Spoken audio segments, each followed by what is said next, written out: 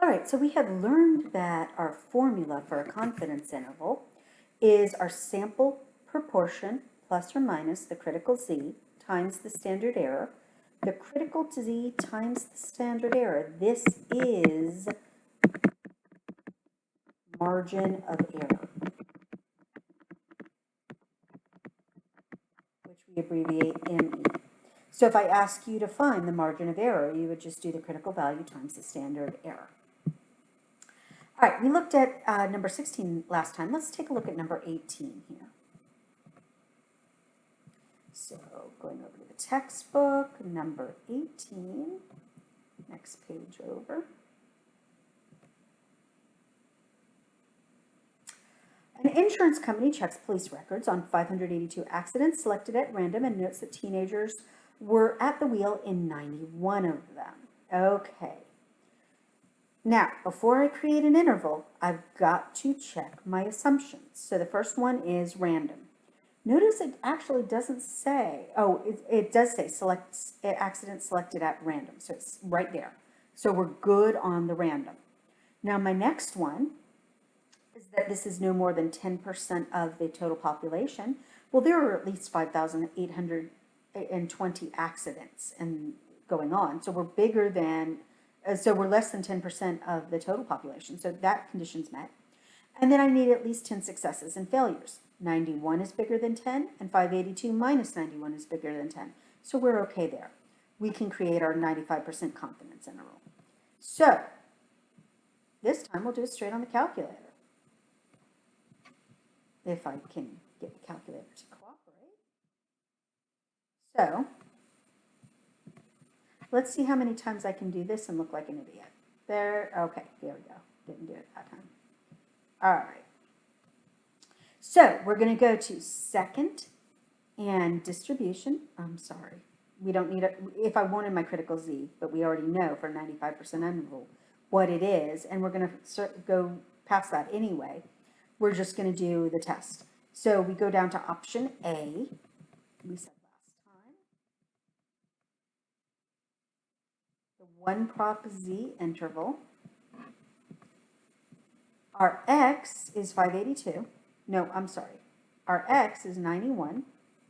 That's how many successes we had. Our n is 582. And our confidence level is 95. So our confidence interval is 0.126 to 0.186. Explain what our interval means. We are 95% confident that the true population proportion is captured in the interval 0.127 to 0.186. What does the 95% confidence mean? If I did this 100 times, 95 of the samples that I constructed like this would yield confident intervals that contain the true population proportion. A politician urging tighter restrictions on driver's license issued to teens says, in 1 of every 5 auto accidents, a teenager is behind the wheel. Well, 1 out of 5 is 20%. This upper value is less than 20%. So we're 95% confident that less than 20% of teenagers or of accidents involve teenagers. So we would say this politician is exaggerating. Yes, our confidence interval refutes this statement.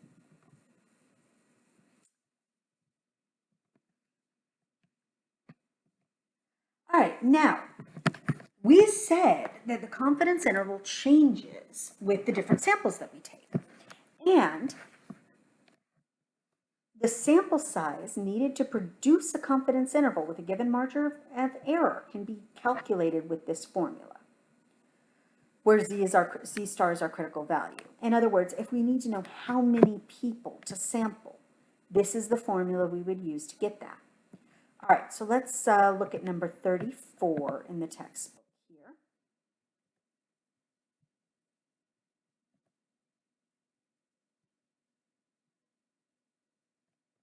So, a state's environmental agency worries that many cars may be violating air emission standards. Okay, So the agency hopes to check a sample of vehicles in order to estimate the percentage with a margin of error of 3% and 90% confidence.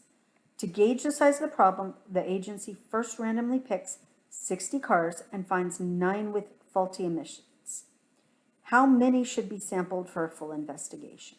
Okay, so we did 9 out of 60, 3% margin of error, 90% confidence.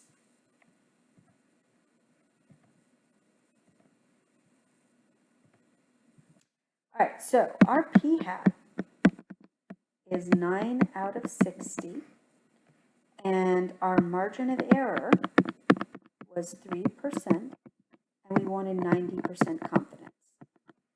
If you remember from the last video, that gave us a z-star 1.645. But in case you don't remember, I'm going to explain to you how to get it again really, really quickly. That means 90% in the middle, 10% on the outside, so that means half each way. So this is 5%. So I'm just going to do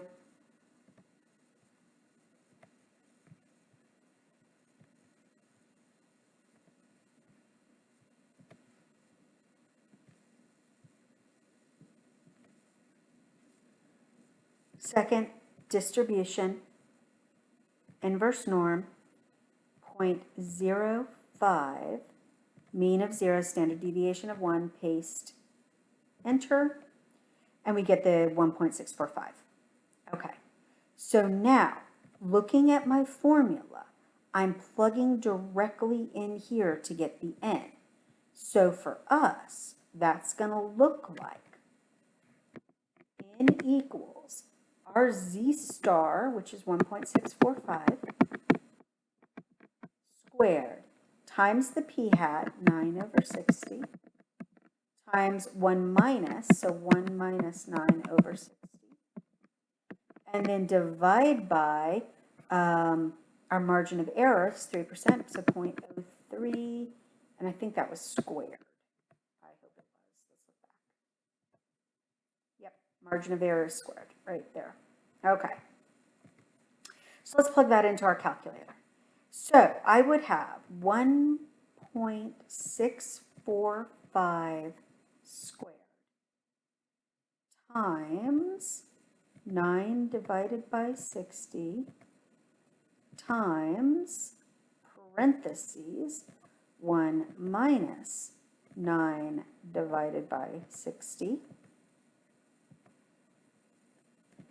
And then I'm going to divide that result by 0.03 squared. 383 point part of a person, we round up. So we would say our sample size needs to be at least 384 people.